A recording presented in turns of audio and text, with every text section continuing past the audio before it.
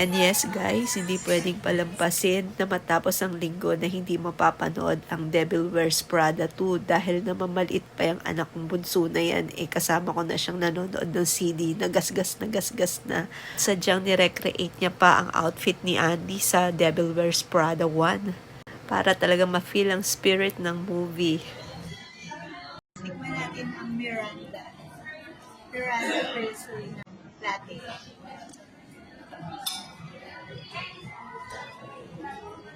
Pero hindi siya matapang. Doon 3 shots ko ba? So kasi latte nga pala siya. Mas matapang. Okay. Papadagdag ako na ng sugar. 3 shots espresso rice, non-fat, extra hot, then guys, yung kay Miranda, katabang para sa akin. So, pinilagyan ko siya ng 2 brown sugar para maging Angie's touch na. Pero buti nilang tinatapon sa akin. Okay. Itapang na siya kasi hinalo ko. Kanina hindi matapang kasi puro gatas.